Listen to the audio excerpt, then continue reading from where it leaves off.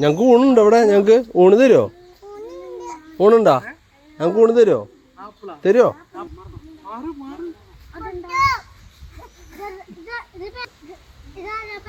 എന്നോട്ടെ ഈ പെണ്ണിനെ ഞാൻ എവിടെ കണ്ടിട്ടുണ്ടല്ലോ. ഇത് നമ്മുടെ പാറക്കുട്ടി. ആ പാറക്കുട്ടി മോളാ. ആ മോളാണ് മോള്. ആ മോളാ. അയ്യോ എവിടേക്ക് പോണ്? ഞങ്ങക്ക് കുറച്ച് ചോറ് തരുമോ?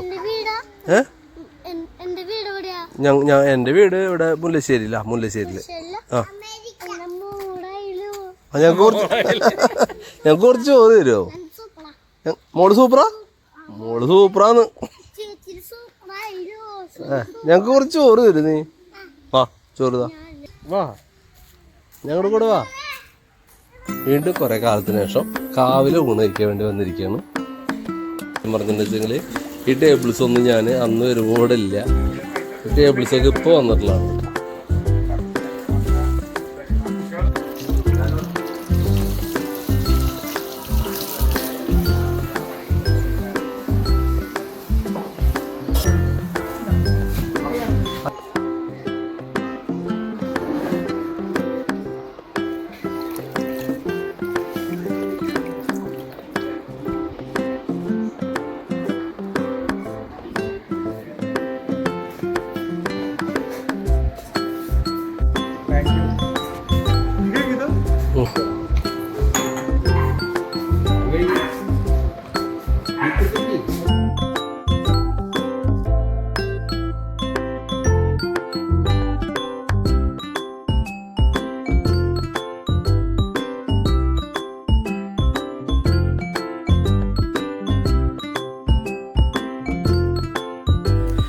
നല്ല തുമ്പപ്പൂ പോലുള്ള ചോറ്, അത് നല്ല വാഴയിലയിൽ നമുക്ക് നമ്മുടെ വീട്ടിൽ നിന്നൊക്കെ കിട്ടുന്ന പോലുള്ള മീൻ കൂട്ടാനും കൂട്ടിയിട്ട് ഇങ്ങനെ കഴിക്കുമ്പോൾ ഉണ്ടാവുന്ന ഒരു സ്വാദില്ലേ, അത് നമുക്ക് ഈ കാവിലെ ഊണ് കഴിക്കാൻ വന്നു കഴിഞ്ഞിട്ടുണ്ടെങ്കിൽ കിട്ടൂട്ടാ.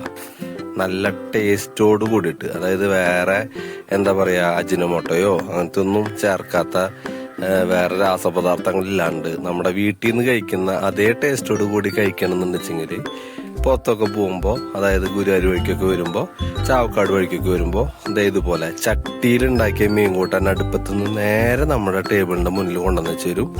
ആ ടേബിളിന്റെ മുകളിലിരിക്കുന്ന ചട്ടിയിൽ നിന്ന് ഈ പറഞ്ഞ പോലെ മീൻ കൂട്ടാനും മീൻ വറുത്തതും അച്ചാറും ഒക്കെ കൂട്ടി കഴിക്കുമ്പോൾ ഉണ്ടാവുന്ന ഒരു ടേസ്റ്റ് ഇല്ലേ, അത് ആസ്വദിച്ച് കഴിക്കാനായിട്ട് ധൈര്യമായിട്ട് ഇങ്ങോട്ട് പോരേട്ടാ.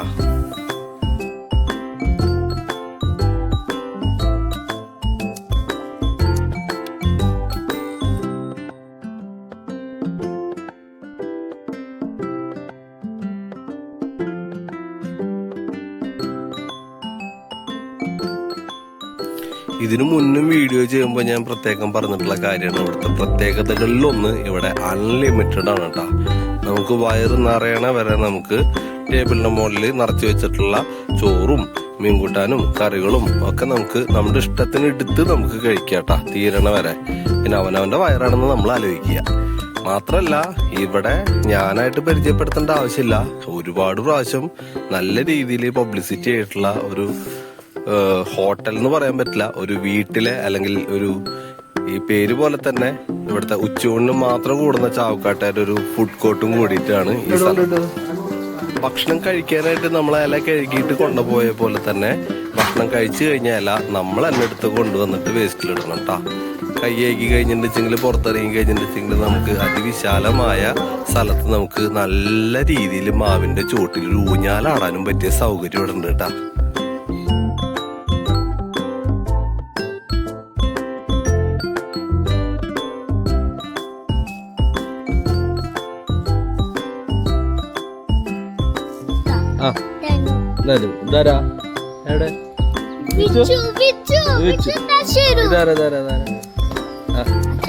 ചേട്ടൻ പേരെന്താ?